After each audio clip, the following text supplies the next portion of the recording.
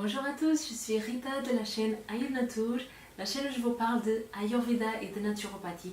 Et aujourd'hui, je vais vous parler des raisons pour lesquelles on doit rompre en jeûne, en fait. Et ça, c'est vraiment de la description de l'Ayurveda. Et là, l'Ayurveda et la naturopathie, elles rentrent un petit peu en conflit, ok?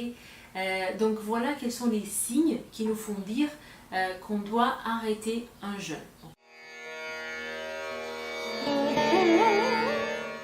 Première raison pour rompre un jeûne, c'est si on vérifie qu'on a un manque d'énergie, ok, qu'on a peu de résistance dans notre corps, qu'on ne tient pas. Ça, c'est vraiment une raison pour arrêter, ok, selon l'Ayurveda.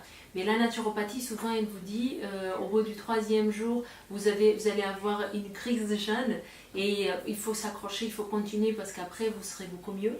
Et l'Ayurveda, là, elle ne dit pas du tout la même chose, ok.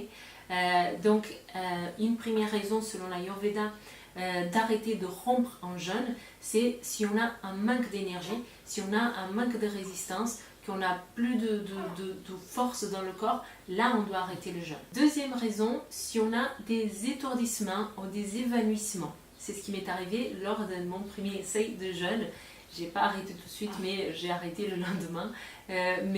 C'est vrai, c'est vraiment décrit par l'Ayurveda que si le jeûne il est en excès, on s'évanouit. Okay, donc ça c'est une deuxième raison qui est décrite de rompre un jeûne si on l'a commencé et qu'on a ces signes-là. Okay, évanouissement, étourdissement.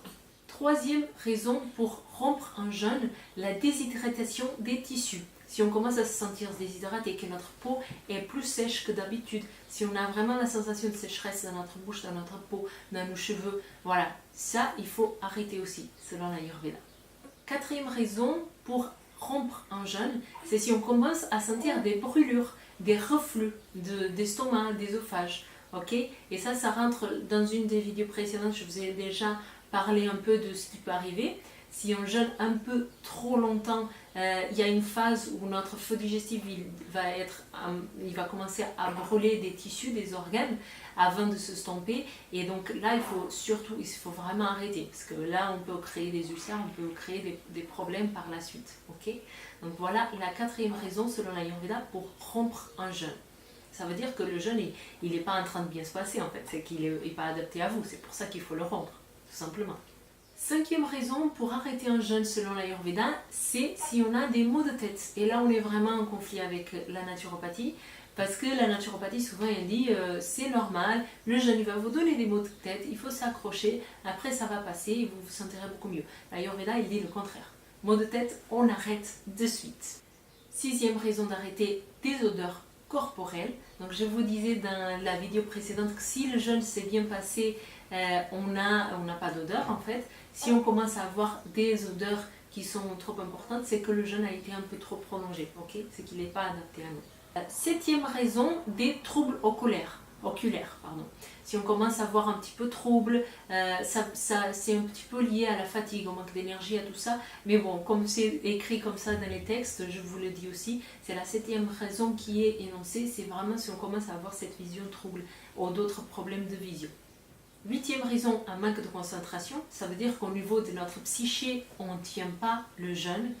Et la dernière raison pour laquelle on doit arrêter un jeûne, c'est si on a des problèmes d'insomnie, des problèmes de sommeil en général. Okay, si on commence à avoir une fatigue qui est trop importante, là aussi c'est une raison pour arrêter le jeûne. Voilà, on est un petit peu en conflit avec la naturopathie. C'est à vous de voir ce que vous suivez. Maintenant, il va falloir que je finisse cette vidéo parce que mon petit bébé il se réveille et me demande, il réclame de l'attention. Je vous invite à mettre vos questions, vos suggestions, tout ce que vous voulez en commentaire dans la vidéo. Je vous invite à vous abonner à ma chaîne si ce n'est pas encore fait et à faire le test pour savoir quelle est votre constitution de base ayurvédique, si vous êtes Vata, Pitta ou Kapha, en suivant le test qui est un descriptif de la vidéo. Merci beaucoup et je vous dis à la prochaine vidéo.